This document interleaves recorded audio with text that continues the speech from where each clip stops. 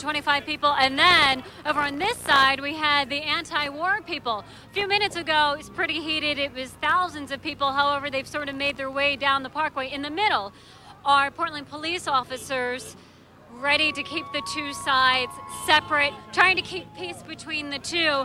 Earlier today, some splinter groups did go face-to-face with some of the people from the pro-troop rally, but right now it's sort of calm. Folks are coming by. The pro-troop rally is garnering support with, as you can hear, people honking their horns, asking for support for the troops, but the anti-war people made their way down NATO Parkway. There are just a few stragglers, really not causing any problems here, and the police are standing by just to make sure that that it remains status quo, that the peace is kept. Looks like our support the troop rally. Yeah, it looks like the support the troop rally is picking up a little steam. Although I'm sure if people, even if they do want to join them, it'd be pretty tough to get there at this point, wouldn't it? That's right, absolutely. But it is growing. I've seen a lot of students who are making their way. They keep talking about March Madness and insinuating that this is March Madness. But it is growing slowly, I suppose, as people are getting off of work and coming back from school. Originally, it was supposed to end at 5 o'clock, so we're a little surprised that it continues. But they continue to grow very, very slowly. And again, they're trying to get support from people with their horns as they drive home from work and school. Back to you. Thank you, Jane. John Becker is live at 3rd and Madison, which is where this all began earlier this afternoon at Terry Shrunk Plaza. John? That's right, guys. You're looking at a live picture now of a couple of protesters standing in the middle of the street in 3rd. You can see traffic kind of moving around them now. There were a couple a while ago just laying down. A lot of confrontations back and forth between protesters right here at this intersection and drivers who aren't happy that these folks are here. You can see kind of people moving in and out here. Again, we're right at the corner of 3rd and Madison, a key junction here in downtown Portland. You can see as Terry pans up, traffic kind of headed down. Again, we're right across the street from Terry Shrunk Plaza. The Portland Police Building is just across the street, the federal building here as well. Police have not taken any action yet against the folks you see in the middle of the street. Terry, if we can pan over real quickly, this is Terry Shrunk Plaza right now, and you can see it's empty. That's because everybody is on the streets now, obviously. Still playing some music. They've been having speakers throughout the afternoon, but now the protest obviously has moved into the streets here as well. And again, some folks standing right in the street there at 3rd and Madison trying to block traffic. The Hawthorne Bridge just up the street as well. So this may be a key point for police in the next couple of minutes or so. I've seen a couple of officer rigs moving around this area, so we'll keep an eye on it and let you know what happens. John, have you had a chance to talk with any of the protesters? What do they plan to do? Well, a lot of them are just they feel this is the best way to get their point across, is to make people stop and listen. Look at the signs, listen to what they're saying, listen to their chants. That's their main way of getting their message across. They feel, many of them, that they haven't been listened to, that the government has ignored a lot of people's concerns about the war in Iraq, and this is the best way, they think, one-on-one between drivers, confrontations like that is the best way they feel to get their message across. Tracy? Does it occur to them that people might just be mad at them?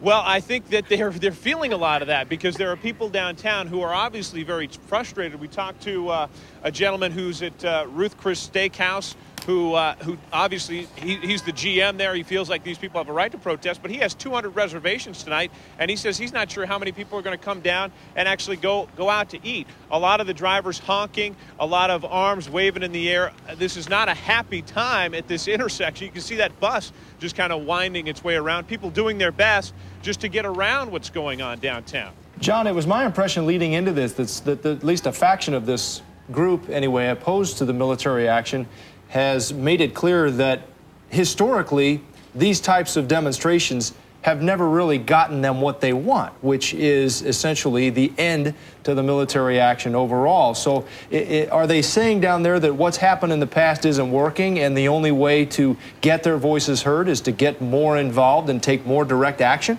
That's exactly what they're saying. A lot of them feel like they need to be more aggressive.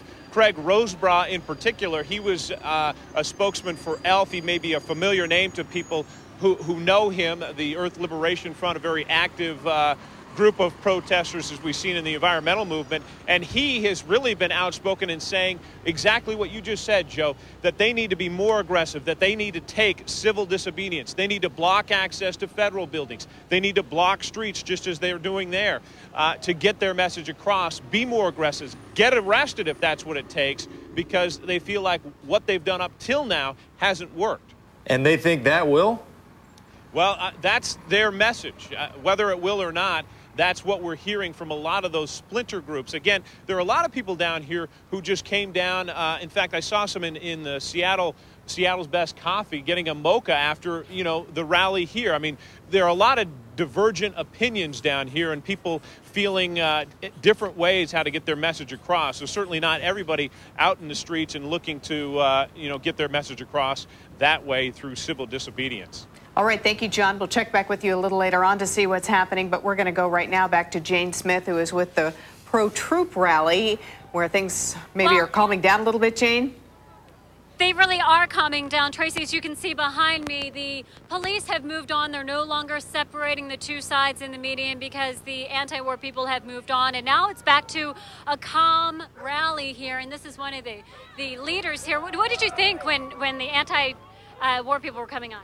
I think it's great that they're out here, actually. I think that it's great that they're showing that that they enjoy the rights that they have as American citizens. I just wish that they would have a mind big enough to see that the rest of the world needs those same rights. Does it surprise you at all the difference in the numbers that there are thousands of anti-war people and just maybe 100, 125 people out supporting the troops? Not at all. It's always been this way. The left has loud voices. Yet, you look at the polls the last 2 elections. It shows in the polls. It shows in the votes. Okay, and how long are you all going to be out here today? I'll be out here as long as it takes. As long as it takes for our message to get across. Okay. So thank you very much. Thanks for joining us. Okay, so as you heard, people will be out here as long as it takes to get their message across. They're really encouraged when they hear people coming by, honking their horns. They're waving American flags, bumper stickers, banners, you name it. Earlier today, they had a banner that was signed by folks, and the organizers plan to mail it over to the Middle East, to the National Guard there, to show the troops that they are holding these rallies and that they do support them. But they plan to be out here. It's back to being calm. It's been calm for most of the day, except for a splinter group and then when critical mass came by. But other than that, it has been very peaceful out here at Waterfront Park. All right, thank you, Jane. You know, we want to interject here for a minute while we keep the picture up there on the live shot in downtown Portland. Some news has just come across the AP wires that we want to share. Well, the word is that Donald Rumsfeld is now saying that Americans are in contact with the Iraqi military in efforts to avoid full-scale attacks. And there have been some analysts who have watched what's happened in Baghdad, sort of a punch, jab, and then step back approach to the beginning of this war, and perhaps thought that it was possible the Americans were trying to do this, maybe make a point without bringing on what's been called this shock and awe. Right, everyone expected that, right. And it has not occurred. So we will see. Again, Rumsfeld saying that the communications include the Iraq's elite Republican Guard, and the Secretary of Defense saying he was optimistic that it was still possible to unseat Saddam Hussein's regime without a massive U.S. attack. So we will see where those talks go. Meanwhile, in downtown Portland, the protests continue and the Morrison Bridge is still closed down. We'll check in with Vince Patton now, who's right there in the middle of it. Vince? Tracy, it's half closed. The Morrison Bridge is open now out of downtown, but we can zoom in past at me and you can see there's still a couple of officers positioned here just in case as they continue to move people around.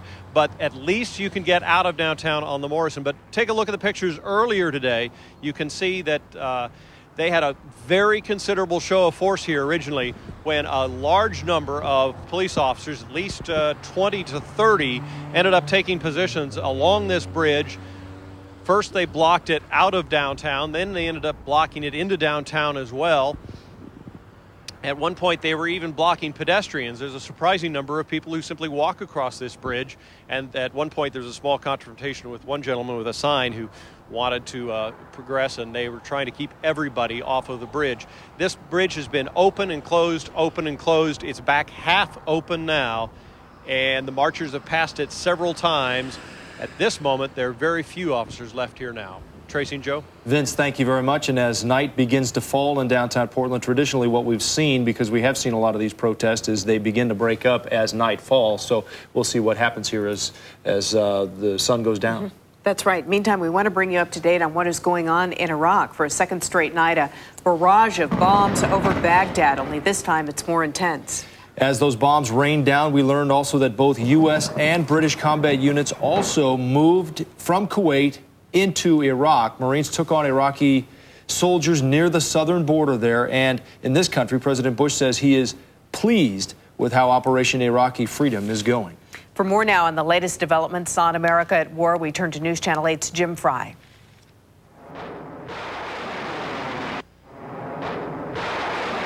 Cruise missiles fly off the decks of U.S. warships, precision-guided explosives aimed at the heart of Baghdad. Targets are hit in at least 3 places, setting off clearly visible fires in an important ministry building. Yet military officials say the massive shock and awe attack could still be days away. It will be of a force and scope and scale that has been beyond what has been seen before. On the Kuwait border, Marines reportedly move into southern Iraq accompanied by an artillery barrage. They're said to take a border town. In Washington, a small group of anti-war protesters briefly block a bridge over the Potomac River, while at the White House, the president delivers a short pep talk. This cabinet is confident about the future of our country. We're confident we can achieve our objectives. The first day, tightly targeted dawn attack is aimed at cutting off the Iraqi leadership's head, although Saddam Hussein is seen twice on TV since. The next day's attacks in Baghdad seemingly are focused on leadership. It is one way to send a message to Saddam's soldiers. Another way? We are in communication with still more people who are officials of the military at various levels. The regular army, the Republican Guard, the Special Republican Guard. The White House still invites the Iraqi leader to leave. It would be a welcome event if Saddam Hussein were still to flee.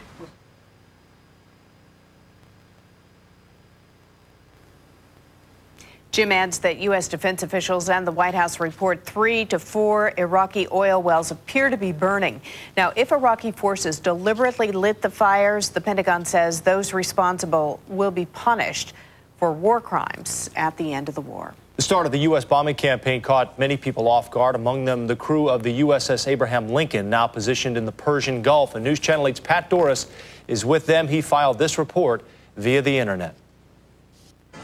Nearly everyone on board here expected an attack within the next 48 hours or so, but still the order to launch the missiles early this morning caught a lot of folks here off guard. Thursday morning, jets launched from the Abraham Lincoln loaded with so many bombs they needed afterburners to get off the deck safely.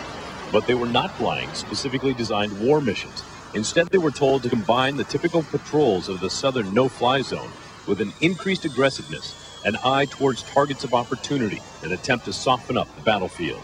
Pilots heading out, including these from the Stinger Squadron based in California, say this day brought no significant changes. It still feels about the same as we've always been doing. I mean, we're here to do a job, we're ready for the job, and do what they tell us. Do just as we have trained. There's not much new, very familiar with the area, and everything should be pretty routine for us today. Still, the official word that this aircraft carrier and the United States are at war with Iraq now caught some by surprise. Yes, because they woke me up. But other than that, I'm just glad to get it started and get it over with. I'm relieved. We're actually doing something. We're doing what we trained to do our entire careers. So I'm glad that we got it started. I think it was going to happen sooner or later. We got a job to do. We're here to do it. And we're motivated. We're ready. It's something to look forward to. We're not sitting around anymore twiddling our thumbs. It's something to look forward to instead of just worrying about when we're going to go home or what's going to come next. What comes next is almost certainly a continued softening of the battlefield and the continued use of things like the radar jamming planes from Whidbey Island as this entire battle group moves closer to a massive strike. On the USS Abraham Lincoln with photographer Rod Stevens, Pat Doris, KGW Northwest News Channel 8. Pat will continue to bring us reports from the USS Abraham Lincoln right there in the middle of it in the Persian Gulf. We'll be back with the latest on the protests downtown. We'll check in with C.W. Jensen live in Sky 8 when we continue our coverage here on Northwest News Channel 8. Hey, fans have been waiting for zero? Here's your chance. 0% financing at McCord's Vancouver Toyota. 0%? Okay, that's great. Which models, you ask? Hey, you get 0% on Camry, Corolla, Tundra, Tacoma, Highlander, Echo, Matrix, and RAV4. And don't forget, we give you our exclusive McCord's low price guarantee. 0% right now at McCord's Vancouver Toyota. And remember, we're easy. Easy to work with and easy to find. Exit 30 off I-205. Swings the hook, got it! Harvey Sabonis, a little rolling thunder.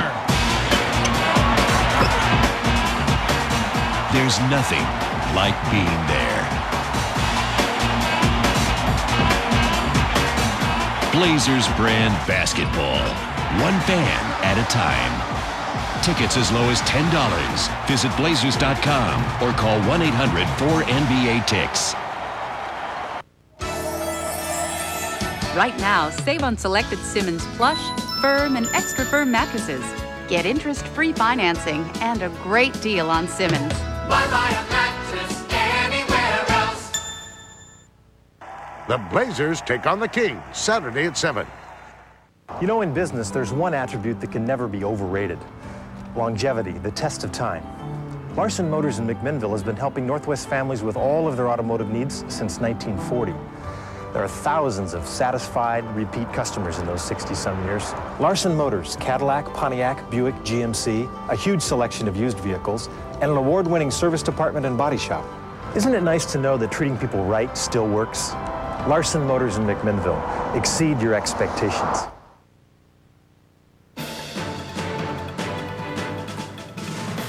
Welcome back to our continuing coverage here of the anti-war protest that does continue in downtown Portland at this hour. This is one of two sections we're keeping an eye on right now. Large groups blocking the intersection near Burnside at Old Town, right around 3rd, before the Burnside Bridge, and another that is at the base of the Steel Bridge. Let's go up to Sky 8 right now. CW Jensen has the latest. CW?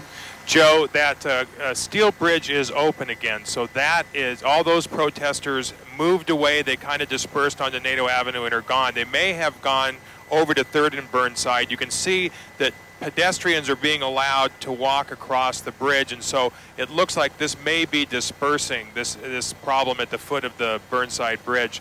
As you can see right now, people are kind of leaving the area, so this may have been a decision by officers to let people on foot go ahead and start moving away and try to unclog that intersection. As long as they continue moving across the bridge, I'm sure, CW. We have video of the confrontation that happened about a half an hour ago, CW, and for our viewers who missed it, would you please walk us through this? Yeah, as you can see, the officers had blocked off the intersections here. The protesters, for whatever reason, walked up, slammed into the officers, and as you can see, the officers are pinned against the car. Their signs and other things would. One officer was injured. Hopefully he's or she is okay, but as you can see, they just simply did not stop. This was the first time through the protest that the marchers just walked and did not stop. A motorcycle was knocked over, officer was injured. Officers then began to use pepper spray, and that began, as you can see, an officer with his arm extended. That pepper spray then started to disperse those people away from the police cars. Reinforcements arrived fairly quickly, and they were able to get that contained again. You can see the officers in yellow, the bike officers who arrived, but it was a very tense situation. Again, unfortunate that some people in this protest assaulted an officer. Hopefully he's okay, but that was the tensest time that we saw in the protest. Well, okay, yeah, we'll see the protesters now. There was a second rush or a second push right at the end of that there. CW. This is Beck Live, by the way, in downtown Portland. Is this the Burnside here? Bridge, right. Okay. I'm wondering, CW, in the past, I know that you and I have talked about different protests, and at the end of one, it started to rain, which broke up the protest. The other thing that happens is traditionally when it gets dark, these protesters just break up and go home. A lot of times it can be weather, it can be the time of day, and it can just be these folks have been marching around for 2 or 3 hours and they get tired and hungry and they want to quit. So, but again, we've got a large number of people going across the Burnside Bridge. They've got to go somewhere. Hopefully they will disperse and go to their cars or however way they got there, and there won't be yet another gathering, say, on the other side of the bridge or somewhere. But so far, the police have done an excellent job of leapfrogging and taking their resources and getting to where the problems are. Well, the thing is, though, that at the end of this bridge, they're on the east side of the river, so they're going to have to, I'm guessing, get back somehow to the west side. But CW, then that intersection right at the foot of the Burnside Bridge is clear now, is that right? Yeah, it looks like it is clearing out, yeah, and so people are moving on to the bridge. Let me see, it's a little hard to see. There's still actually a lot of people down about 2nd and Burnside. There you go, so, right, that's what I'm wondering about. Yeah, they are. Yeah, there you are. So there's still a lot of people, that was pretty much packed just 20 minutes ago. So people are dispersing a little bit, a lot of them over the Burnside Bridge. So the bridge is still closed to traffic. Right, we're going to let you hold that shot for us, and we're going to, joining us on the phone right now is the spokesman for the Portland Police Department, Brian Schmeltz. Thanks so much for being with us. First, tell us about the injured officer. What happened there? I'm still gathering that information. I can only confirm that we did have one officer that was injured, but I know no more information than that. How many arrests have been made? At least one. And how do you think things are going? Well, if this drags out, typically what happens with protests is that the people who just simply want to make a statement or want to say their piece will go home, and the ones who intend to get arrested or want to cause trouble are the ones who stick around the longest. So how long do you let this go on? Just curious, because businesses are complaining a lot. Obviously, commuters are unhappy. What do you do? It's up to the incident commander who's on the scene, who makes decisions as to how to deploy the officers for the safety of the officers and the safety of the citizens who are not necessarily interested in criminal activity. You always have some people in the group who are just out to cause trouble, and most folks just simply want to make a statement. You certainly had clear warning of this. It was up on websites. It was everywhere. A small group saying that they did want to cause some problems in downtown Portland. Do you think it happened? Well, it's definitely, obviously, there's some people in this group who have nothing better to do other than to want to harm officers and disrupt the lives of other people. Do you think overall that this has been a success in the way police have been able to handle this and keep the crowd under control? Well, we gauge success at the end if we can all go home at night, and if there's been no property damage, and if folks, for the most part, are safe. And if we end up having to make a bunch of arrests tonight, that's still yet to be seen, but we're trying to do the best we can. It must be frustrating. We were talking to C.W. Jensen a little bit earlier, and it seems like it's a no-win situation. The police are criticized if they don't do more, and they're criticized if they do too much. Well, certainly we do not get a lot of public support for what we do, and I guess we did the job right if everybody's mad at us. Is, I know, one way of thinking about it. I'm sure I'll get a lot of people calling tomorrow saying we should have done more and we should have put 1,000 people in jail, and I'm sure that we'll be getting a lot of hate mail for the force that we do use. But we really do try to balance civil liberties and property rights and the safety of officers, and it is a very difficult juggling act. Do you know where we stand right now? I understand the steel bridge is open, but as I'm looking at Burnside, it looks far from open. Yeah, our main goal tonight has been to do what we can to keep the bridges open and to use our mobile field force to our advantage, and we'll have to see how it all turns out. All right, thanks so much for joining us, the spokesman for Portland Police, Brian Schmeltz. Well, we have a couple of bits of information to pass on. First of all, that officer was treated on the steel bridge and not transported to the hospital. Okay. We can tell you that. But this is a much bigger report to pass along, and that is that we've had our first casualties in this military action in Iraq. It actually happened in Kuwait. A Marine helicopter has gone down in Kuwait. 16 people on board, and there are no survivors. This report coming in now from NBC. A Marine helicopter has crashed in Kuwait, 16 people on board, and no survivors reported. No information at this point as to whether it was fired upon, no. Sandstorm issues, no indication. No indication, but again, this happened in Kuwait and not in Iraq. I'm not sure how much more you can take from that, but it was a situation that happened in Kuwait, and as we know, several of the troops have been based in Kuwait, but A number of them have now moved across the Iraqi border along with British troops. So it's unclear exactly right now what happened. All we know is a Marine helicopter has gone down in Kuwait and 16 are believed dead. We'll bring you more information on that as soon as we can. And we want to give you an outlet here if you would like to express your opinion about the war. It's called Northwest Response, and you can call our sister station, Northwest Cable News. Their number is 800-305-NWCN, and just let them know what you're thinking about the protests, about the war, just some way to get your voice heard. We'll be back with more right after this.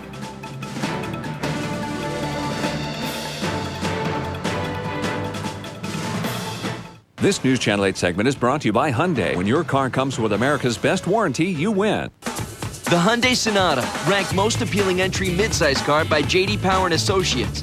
More standard features than a Toyota Camry LE, including a V6 engine. Over $2,400 less when comparably equipped. And only the Sonata is protected by America's best warranty. 10 years, 100,000 miles. Looks like you win. Test drive the Hyundai Sonata, starting at just $14,524 at your Hyundai dealer. Gas prices are high, Hyundai prices are low. Get a 2003 Sonata for just $14,524. Is your existing auto loan slowing you down? Being held back by high monthly payments? Cut loose with a 4.83% APR convertible loan from Oregon Telco Community Credit Union. We'll convert your loan from another lender to this low rate. All vehicles with less than 24,000 miles qualify. Convert your higher mileage vehicle loan to a rate as low as 5.83% APR. Cut monthly payments when you drive home a convertible loan from Oregon Telco Community Credit Union. Your answer for better banking. Shopping was a horror story. Finding clothing to fit me and to fit my mother, it was so difficult. Now, we spend most of our days at the mall. LA Weight Loss Centers, revolutionizing the way people lose weight. And now we can be together all day and not be tired, and we can go out and eat somewhere at a restaurant. I would definitely recommend the LA Weight Loss program to anyone who is ready to change their life. 5 Portland and Vancouver area locations. 1-800-LA6-SLIM. Call today. It seems like an eternity. 18 months, over 13,000 hours until September 2004, when you first pay for the beautiful Wix furniture you buy today. Put just 10% down, make no payments, pay no interest until September 2004. You buy today, get delivery right away. Take 18 months to pay. No interest accrues until September 2004, only at Wix Furniture. You understand this is one of the biggest decisions of my life. And I want to think about it. I understand. You don't have to decide right away. I know I'm ready. I want to be sure. Maybe you need a little more time. Yes. Well, let's get back out there. We have a lot of cars to choose from. At Russ Auto Group, we've got thousands of cars, and we'll take you to every one of them. That's the Russ way. For continuing coverage of America at War, stay with News Channel 8 and KGW.com. Welcome back to our continuing coverage. Protesters have moved across the Burnside Bridge and are now at Burnside and MLK. And on that note, we want to give you a couple of quick traffic updates. Max is delayed but moving across the Steel Bridge. And as for buses that do use the Morrison and Burnside Bridge, those buses are being rerouted at this point. All right, this is a little bit of what people were afraid of, that they would cross the Burnside and then just start kind of stopping traffic on the east side. Police hoping that they would disperse instead. It does appear as though the numbers are diminishing, so we'll just have to wait and see what happens. We want to update you on some of the other things going on in the world today. The FBI has issued a worldwide alert for a Saudi national accused of plotting terror attacks. The agency says that Adnan El-Shukri Jumha is working with al-Qaeda. The FBI is asking police and the public to help find him. Here are 4 pictures of him taken from different driver's licenses. He's around 27 years old, about 5'4", and may have a beard. While America is at war, Portland's FBI office took 2 significant steps today. First, it conducted searches related to terrorism, it said. And second, it launched a public appeal. Here's News Channel 8's Vince Patton. At 4 locations in Hillsborough, the FBI served search warrants Thursday morning. It will only say they searched 4 locations and say it is related to a terrorism investigation. We do have a mission that involves counterterrorism, but that doesn't mean that we suspect everyone in the Muslim community as being a terrorist. Just the opposite. At the same time, Portland's FBI is asking all people from Iraq to contact them to help them, especially if they've been talking to anyone back in their homeland. To try to develop information that may exist, that they may not realize is important, but may be important to us. FBI agent special in charge Charles Matthews believes former Iraqis will want to help. Just like a lot of people hate Hitler so bad, we hate Saddam that much. Ozzy Al-Beiti is one refugee from Iraq who's elated that American troops have moved in. And he's been talking to relatives by phone back in Iraq who report civil unrest. In the city of Basra, Al-Beiti has heard of open rebellion, people taking weapons from police and soldiers. They did a revolution in the city, so people have all the weapons now. There is no government. It's just that kind of information the FBI wants. Is it because you view them with suspicion? No, not at all. And that's absolutely the message I need to get out to the community. Anyone with information that could help the Joint Terrorism Task Force is asked to call 503-224-4181. The number is staffed 24 hours a day. Vince Patton, KGW, Northwest News Channel 8. While the FBI wants to talk with cooperative Iraqis, it and the INS are also looking for Iraqis here in the U.S. illegally. A joint operation called Operation Liberty Shield aims to capture illegal Iraqi immigrants to, quote, take them off the street. Until further notice, anybody driving into PDX is subject to random vehicle inspections. It's something the airport started during the last level orange security alert. The inspections are designed to weed out suspicious baggage, especially if there's anything over 300 pounds. Motorists we talked with are taking it all in stride. Well, it's necessary, I'll tell you that much. So you better have patience and let it go. I'm not upset a bit. Security crews are turning stoplights red right before you get to the terminal parking garage, and then they direct you to pull over so they can take a look. If you don't want to participate in this, you'll have to park somewhere else. Murder suspect Christian Longo fought back tears today when prosecutors displayed graphic autopsy photos of his wife and 3 children. The medical examiner revealed all 4 victims were likely dumped along the Oregon coast at roughly the same time.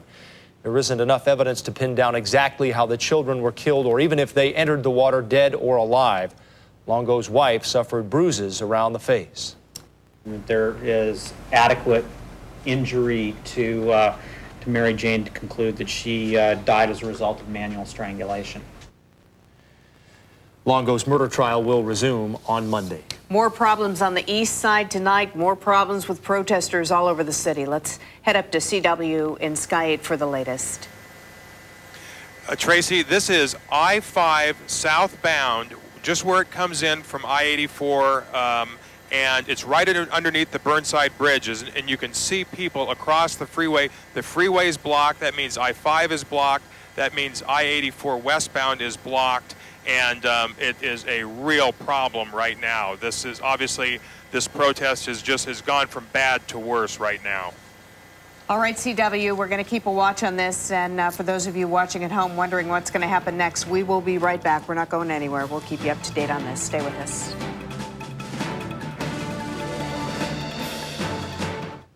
This News Channel 8 segment is brought to you by American Family Insurance. All your protection under one roof. We're with American Family. We're with American Family. We're with American Family. Because American Family is with us. American Family Insurance agents. Live and work right in the community. Right in the neighborhood. So they care about us and the neighborhood. Service is professional. The handling of claims is quick. And the peace of mind is wonderful. We're with American Family. We're with American Family. American Family Insurance. All your protection. Under one roof. American Family Insurance. I was overweight and it was so embarrassing. Then I tried Hydroxycut, a new weight loss formula, and I lost 27 pounds in just 8 weeks. With new Hydroxycut, I lost 29 pounds in only 8 weeks. Lose weight with new ephedra-free Hydroxycut. New Hydroxycut really does work. Thanks, Hydroxycut. I feel like a new woman. New Hydroxycut is ephedra-free, available at retail stores everywhere, and for a limited time, 20% off exclusively at GNC.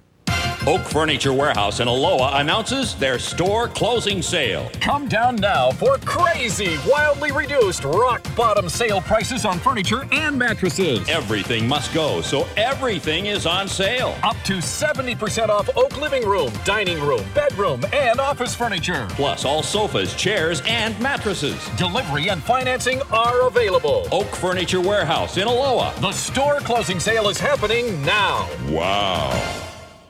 So let me get this straight. You make the pizza fresh, and all I do is pop it in my oven at home. Yep. It's going to revolutionize pizza as we know it. Really? We're telling everyone about our Chicago-style stuffed pizza. It's over 5 pounds of pizza, stuffed with pepperoni, salami, beef, sausage, and cheese. Now try our large Chicago-style stuffed pizza for $8.99. Family size it for just $2 more. From our kitchen to your oven, Papa Murphy's Take and Bake Pizza. A fresh way of making pizza. RV buyers, spring is here. It's time to have some fun, and Valley RV Center is making it more affordable than ever. 10.5 paved acres of America's best-selling models. You can own a brand new 20-foot Prowler travel trailer for just $119 a month, a new Nash fifth wheel, $149 a month, a Class C motorhome, $339 a month, or a loaded 29-foot Class A, $369 a month. Make the scenic drive to McMinnville. We'll make it worth your time and money. Valley RV Center. Why pay more? For continuing coverage of America at War, stay with News Channel 8 and KGW.com. We are back, and when we left you, you could see there were several protesters who managed to string themselves out across I-5 southbound. Several police officers have now arrived on the scene. This is I-5 southbound, right where I-84 merges with I-5 in downtown Portland, and several of the protesters decided to lay down on the street and are now being picked up and in some cases carted off of the freeway. Let's go up to CW Jensen. He's been watching this unfold while we took that short break. CW, what happened here? Tracy, officers, right after we went to break, officers responded right away, several of them. They went up, again, I think they used some pepper spray to disperse the people that were standing blocking the roadway. Then several of them just sat down and linked arms, so the officers had to actually go and either pick them up. In some cases, it looked like they just convinced them to get up and go, but they're trying to move them off the freeway on-ramp. It's where I-84 comes westbound, comes onto I-5 southbound, or you can go onto the Morrison Bridge. So they've been able to at least get those people, and as you can see, the officers are kind of lined up. Still have a lot of people, I think, along the Esplanade on the east bank there, so still a potential for problem there, and officers, as they have done throughout the evening, leapfrogging to where the problem was and dealing with the situation.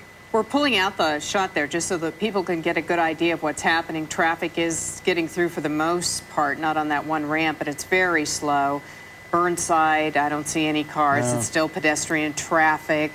It's a very difficult night if you're driving a car attempting to through downtown Portland. More difficult than usual at rush hour. Right. Huh? We have a tape from just a few minutes ago when this situation was unfolding. Here you see the officers arriving. CW, walk us through this if you would. Okay, you can see them. They're ready to go. This is part of the rapid response team. So the officers come off. They block traffic real quick, and then they move forward. And as you can see, as they start moving towards them, a lot of the people start immediately getting out of the way. But then you can see this group right there in the middle of our screen who goes and sits down.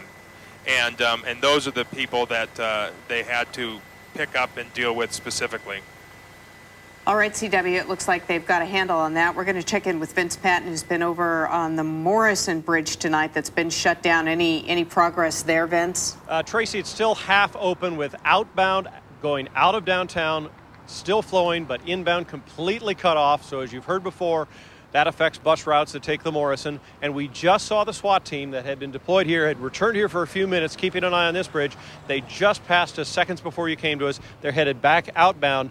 They may be going to back up that situation on I-5 or over there on MLK as well. But right now, the Morrison remains only half open. Tracy and Joe? Do the protesters, are they gone from there? We don't see them. Okay. They have crossed around and around in circles, several blocks around. The last time we saw them, they were headed back north on First, going up the Max line, and we haven't seen them return since.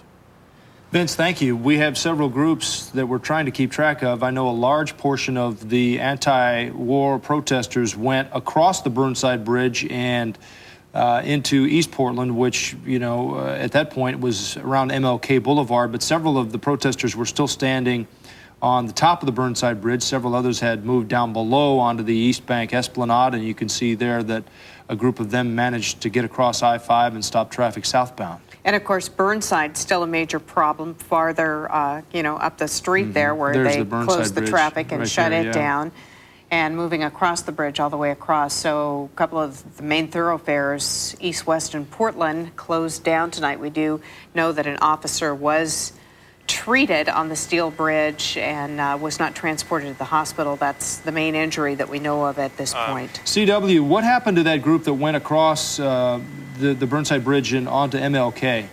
Well, we've been running around. The last that we saw, they were over in a group of them started to go southbound. I see some lights right below us, and we are just about over Burnside and Grand MLK, right in that area. So there are still some people over there in that area. Burnside still being shut down, but obviously the major problem right now, besides that surface street, besides Burnside being cut off, is now I-5 and the problem there. But hopefully things will start moving on. I've covered most of these protest marches over the last few months, and this, much smaller than what we've seen of other crowds, but the biggest problem so far, by far. Said that, CW. Are you surprised that there haven't been more arrests? I'm surprised that I'm surprised that there haven't been more clashes like we saw when the protesters attacked the police officers. Obviously, these people have an agenda different than the crowds that we've seen in the past that really were, the primary focus was to protest. These people said they had an agenda to cause problems, and they have fulfilled that agenda. And I think it's lucky that more officers, more people weren't hurt, or there hasn't been more damage. But I think there's still a long night to go before this all dissipates. All right, thank you, CW Jensen up in Sky tonight. And on that note, we want to let you know that we will, of course, break in with any major developments that happen here in Portland or in Iraq throughout the evening. And be sure to join us for all the latest news tonight at 10 on PAX. And then also, of course, a full report coming up on News Channel 8 at 11 right here on Channel 8. So we will see you at 10 o'clock, if not earlier. And so for now, have a good evening, and we'll see you soon.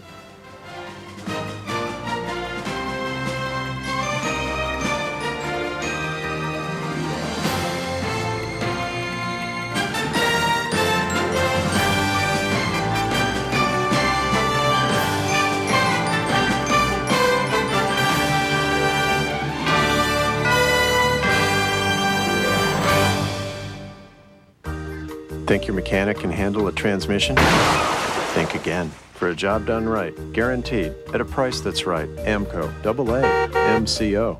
It's the world's biggest must-go clearance sale going on now at Car Chevy World in Beaverton, with the Northwest's largest selection of new Chevy trucks and SUVs, all priced for immediate sale, including the new 2003 Chevy Tahoe. Right now, every Tahoe in stock is $9,000 off MSRP. LTs, LSs, and Z71, more than 90 to choose from. They're just a few of the more than 200 new Chevys that must be sold this month. That's the must-go clearance sale going on now at Car Chevy World in Beaverton, where salaried salespeople see it your way. More than one offer.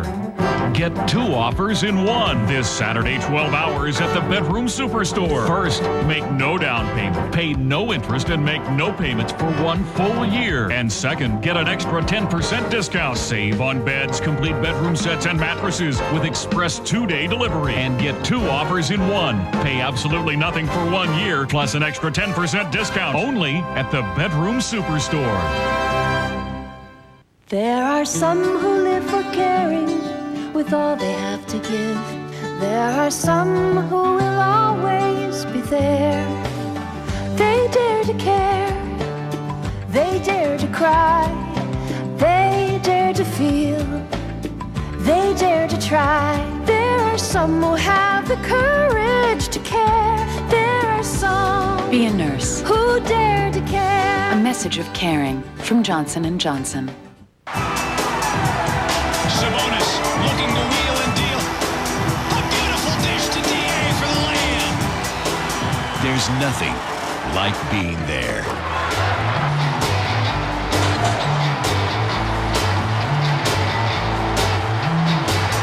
Blaze Blazers brand basketball. One fan at a time. Tickets as low as $10. Visit Blazers.com or call 1-800-4NBA-TICKS. Why pay thousands more when you can't tell the difference? Larson Motors in McMinnville has a tremendous selection of pre-owned late model trade-ins, as good as new, but priced thousands less. For example, a Pontiac Sunfire SE was $16,500 new, now just $8,900. An 02 Buick Century Custom was almost $22,000 new, now $10,900. Or an 03 Century Custom, $22,500 new, now just $12,900. So if you can't tell the difference, why pay the difference? Larson Motors in McMinnville. Exceed your expectations. Due to the length of the preceding program, we now join our scheduled programming already in progress. In today for Deborah Norville. Operation Iraqi Freedom is underway as the first wave of the campaign against Iraq began with a head-spinning barrage from the air and a crush of soldiers on the ground. Our Paul Boyd witnessed the first dramatic moments of the war.